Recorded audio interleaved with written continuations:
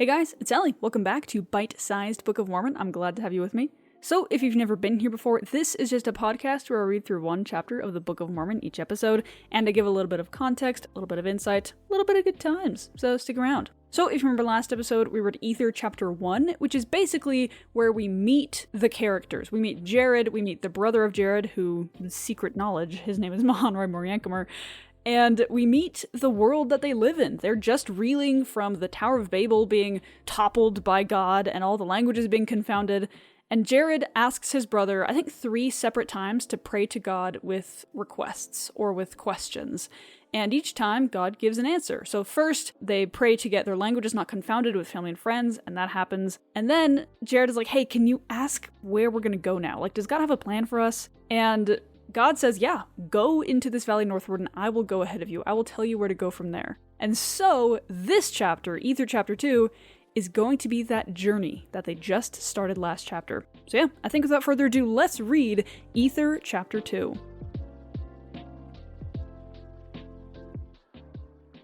And it came to pass that Jared and his brother and their families, and also the friends of Jared and his brother and their families, went down into the valley which was northward, and the name of the valley was Nimrod, being called after the mighty hunter, with their flocks which they had gathered together, male and female of every kind.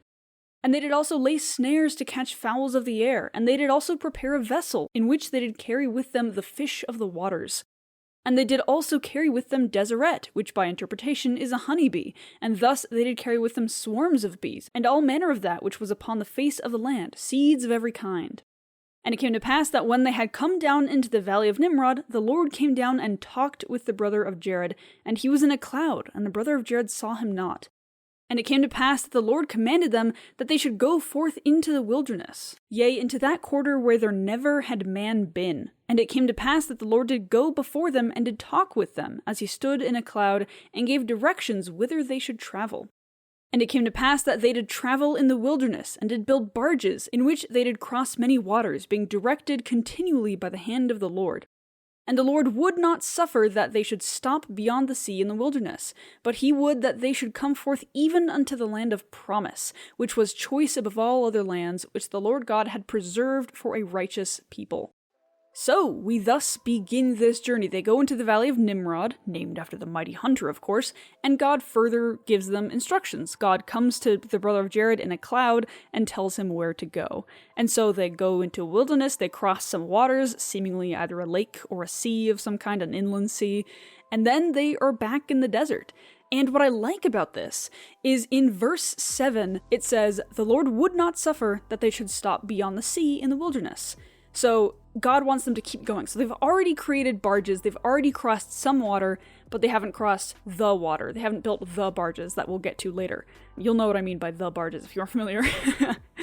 But I like how he says, he would that they should come forth even unto the land of promise. So they've already mobilized like crazy. They've already gathered their own flocks and herds, and they're collecting seeds and deseret, meaning honeybees, and they have all this put together, and they're traveling in this large caravan down into this valley, and then into the wilderness, and then across a sea with some barges, and then into some more wilderness.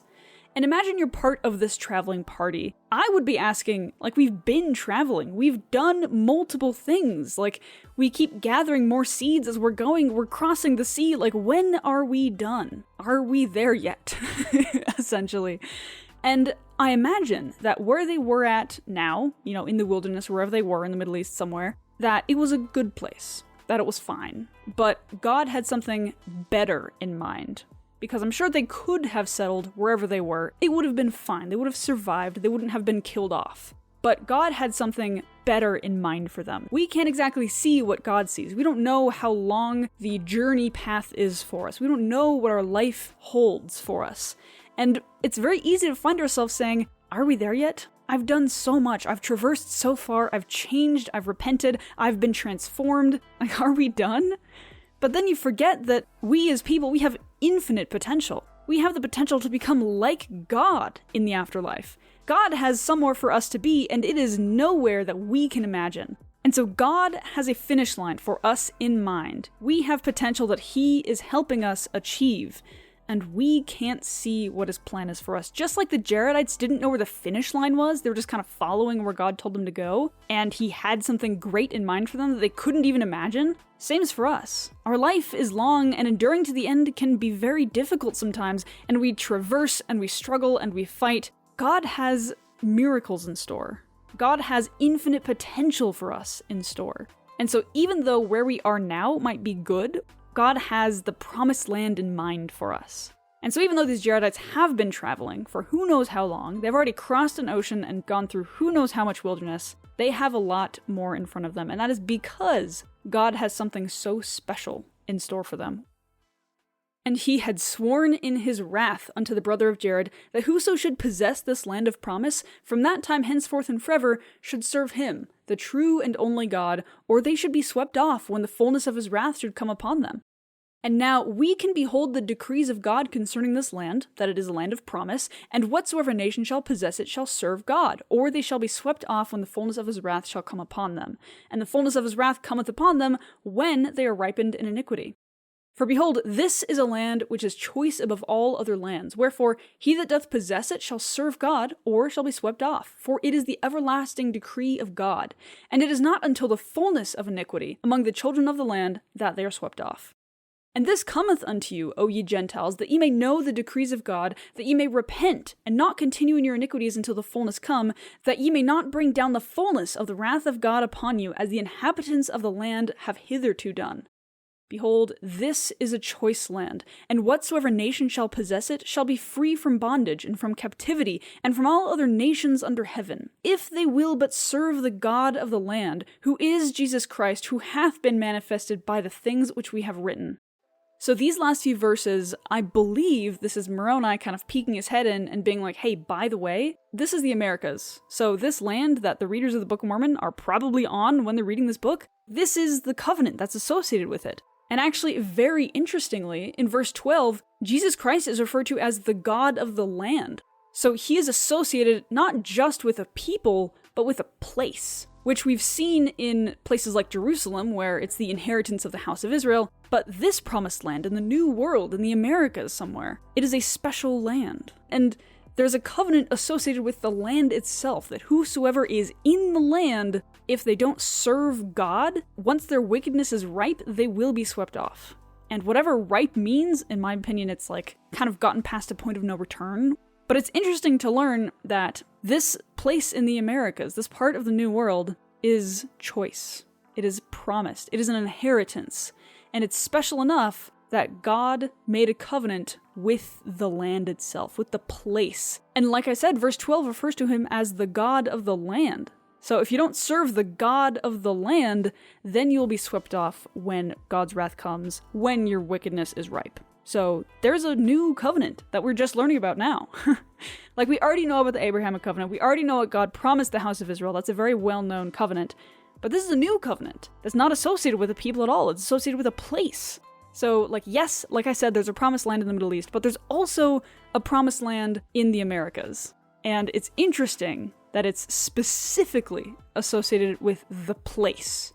And it is this special place that God is guiding the Jaredites to. And so it's unique so far. Like, yes, the covenant of Abraham does associate with the land of Jerusalem and Israel in general, but it's not purely just the land. It's also associated with the people. But this covenant, like I keep talking about, it's just the land, which is so interesting. And now I proceed with my record. For behold, it came to pass that the Lord did bring Jared and his brethren forth, even to that great sea which divideth the lands. And as they came to the sea, they pitched their tents, and they called the name of the place Moriankamer. And they dwelt in tents upon the seashore for the space of 4 years. And it came to pass at the end of 4 years that the Lord came again unto the brother of Jared, and stood in a cloud and talked with him. And for the space of 3 hours did the Lord talk with the brother of Jared, and chastened him, because he remembered not to call upon the name of the Lord. And the brother of Jared repented of the evil which he had done, and did call upon the name of the Lord for his brethren who were with him. And the Lord said unto him, I will forgive thee and thy brethren of their sins, but thou shalt not sin any more, for ye shall remember that my spirit will not always strive with man. Wherefore, if ye will sin until ye are fully ripe, ye shall be cut off from the presence of the Lord. And these are my thoughts upon the land which I shall give you for your inheritance, for it shall be a land choice above all other lands. And the Lord said, Go to work and build, after the manner of barges which ye have hitherto built. And it came to pass that the brother of Jared did go to work, and also his brethren, and built barges after the manner which they had built, according to the instructions of the Lord. And they were small, and they were light upon the water, even like unto the lightness of a fowl upon the water. So now the Jaredites get to the coast. So they've already crossed an inland sea or a lake or what have you, and now they're to the coast of the actual ocean, the sea that divides the lands, as it says. And they stay there for 4 years. So we talked earlier about how this trudge through the wilderness, this journey that these people are going on, might be interpreted as life, right? This enduring to the end, what we go through, the afflictions that we struggle with in life. And I think that this kind of waiting at the coast for 4 years is akin to like a plateau in your spiritual progression, right? Where you just kind of sit idle and don't do anything. See, when they were traveling through the wilderness, when they were crossing that inland sea, they were making progress. They were going forward. And now they were just sitting and doing nothing. And because of that 4-year idle time, God comes to the brother of Jared and says, hey, what the heck? He chastens him from a cloud and he goes, hey, what are you doing? I need you to talk to me. And I need you to kind of get off your butts and do some work. And then, as it's described in verse 16, the brother of Jared did go to work, and also his brethren, and built barges after the manner which they had built, according to the instructions of the Lord. So now, as soon as they start listening to God again, instead of just being like, yeah, I'm so spiritual, I prayed today, they got up and they got to work. They did stuff with their hands. They built barges according to the instructions of the Lord. And so when we're building our testimony, when we're, I guess, being spiritually active might be a term for it, that doesn't just mean you sit back and you go, wow, I'm so cool, I'm so spiritual, I prayed today. Like, yes, that's a good thing and you should be praying, but also it requires action. You do something with your faith, and that shows that it's real. As James in the New Testament put it, faith without works is dead. If your faith in God doesn't put you to work, is it faith? If your connection to God doesn't spur you to action, whether it's service or anything else, I ask again, is it really faith? And so I like, after these 4 years where the brother of Jared forgot to call upon the name of God, the first thing that he does when God chastens him and he repents is he gets to work. Is God gives him instructions and he does them. And like I mentioned earlier, they had already built some barges to get over that inland sea that they already crossed, but now they're building barges to cross the ocean. And so they're building them, yes, after the manner that they already did, because they've already built boats, but now, these ones, they're building tight like unto a dish. You will get that joke once I read the next verse.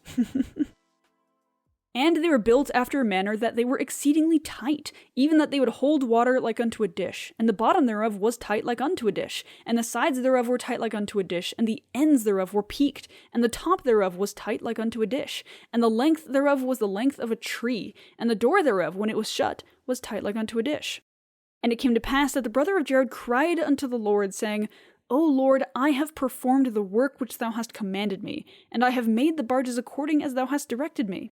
And behold, O Lord, in them there is no light. Whither shall we steer? And also we shall perish, for in them we cannot breathe, save it is the air which is in them. Therefore we shall perish. And the Lord said unto the brother of Jared, Behold, thou shalt make a hole in the top and also in the bottom, and when thou shalt suffer for air, thou shalt unstop the hole and receive air. And if it be so that the water come in upon thee, behold, ye shall stop the hole, that ye may not perish in the flood. And it came to pass that the brother of Jared did so, according as the Lord had commanded. And he cried again unto the Lord, saying, O Lord, behold, I have done even as thou hast commanded me, and I have prepared the vessels for my people, and behold, there is no light in them. Behold, O Lord, wilt thou suffer that we shall cross this great water in darkness? And the Lord said unto the brother of Jared, What will ye that I should do, that ye may have light in your vessels? For behold, ye cannot have windows, for they will be dashed in pieces. Neither shall ye take fire with you, for ye shall not go by the light of fire. For behold, ye shall be as a whale in the midst of the sea, for the mountain waves shall dash upon you. Nevertheless, I will bring you up again out of the depths of the sea, for the winds have gone forth out of my mouth, and also the rains and the floods have I sent forth. And behold, I prepare you against these things. For ye cannot cross this great deep, save I prepare you against the waves of the sea, and the winds which have gone forth, and the floods which shall come. Therefore, what will ye that I should prepare for you, that ye may have light when ye are swallowed up in the depths of the sea? And that's the end of the chapter. So it's a little bit of a power move, ending it on a question like that. So come back Wednesday to get the answer to that question. But I think that this is teaching a very important principle. To recap, God tells the brother of Jared, hey, what the heck? You haven't been talking to me. Also, go build some boats. And the brother of Jared goes, yes, my bad. Let's go build some boats. And then they build some boats, tight like unto a dish, as has been made very clear at this point. They are very tight, like unto a dish, some might say.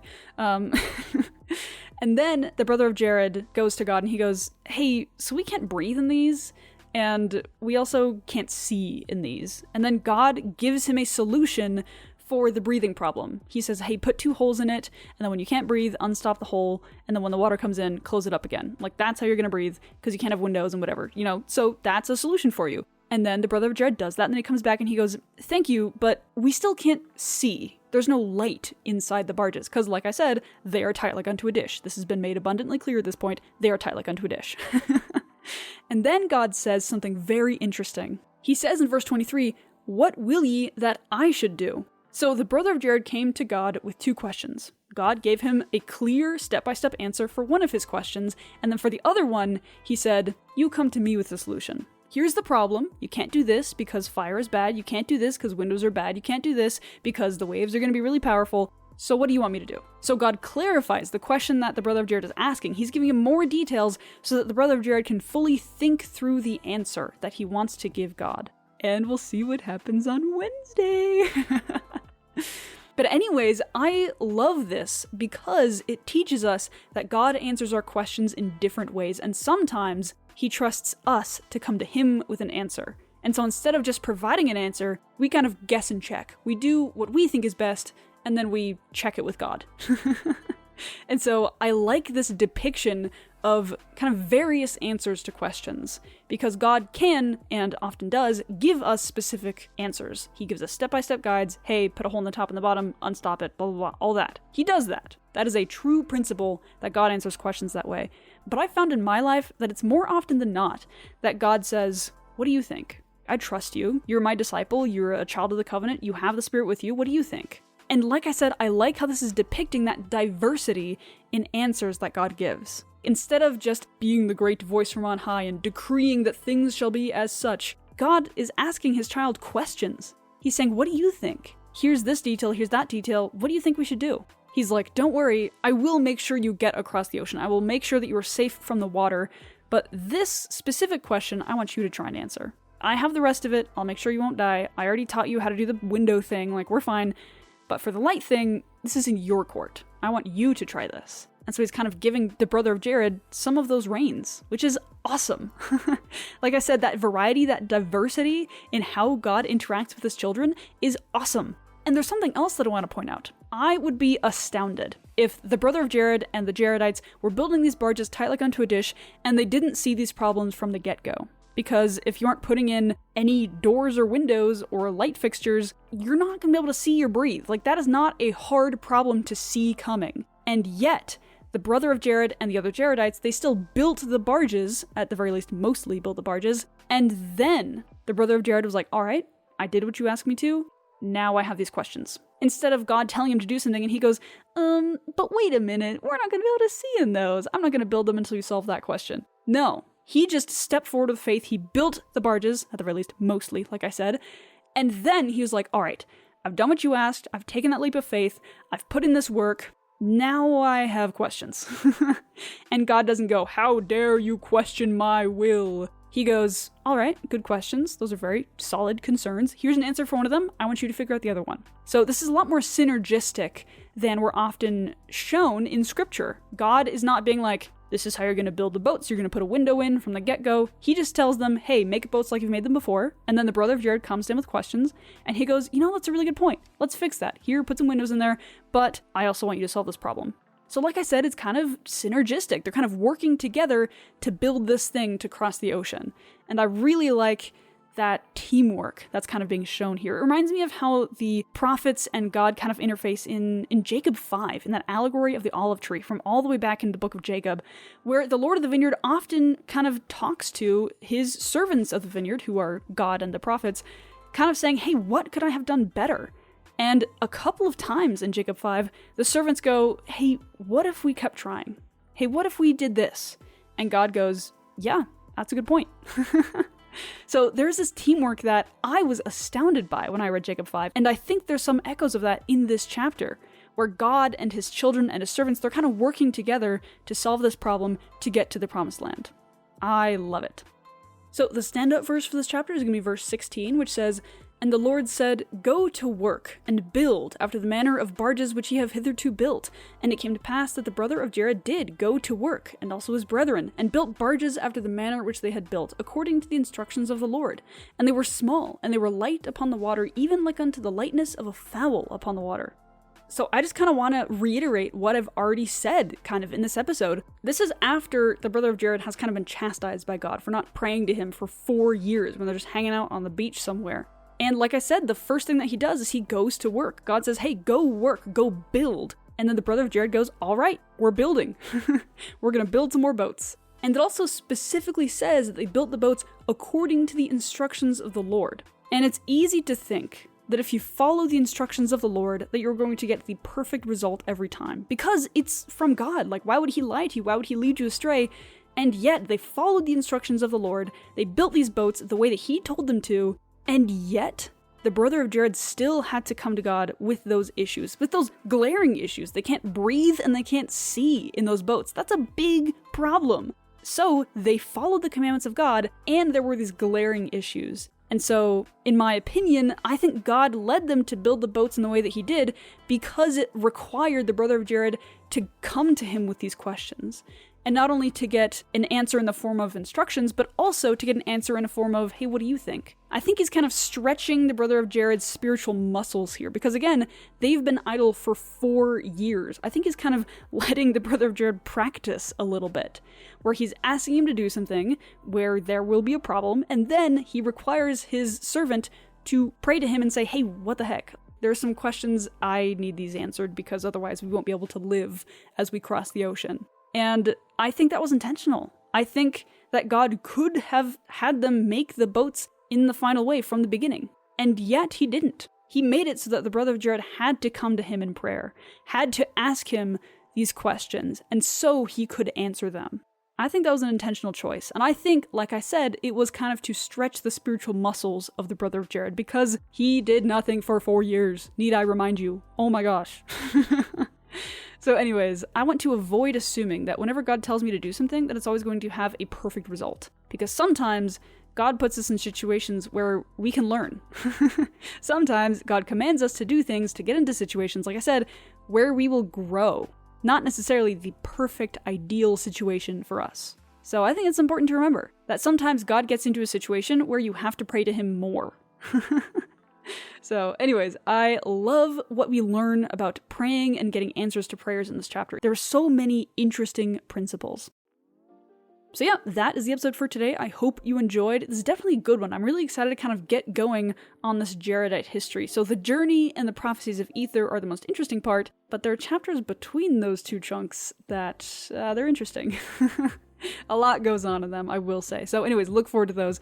But yeah, there's just one link down in the show notes that I want to let you know about. It's my Linktree. So if you want to access my socials, Instagram, YouTube, Substack, you can do that there. You can also read the Book of Mormon online and for free, should you desire to, which I hope that you do because it's a good book. And you can also donate to me because I do this as a passion project in my spare time. And yeah, anything you give is greatly appreciated. But yeah, that's all I've got for you today. I'll talk to you later. Bye.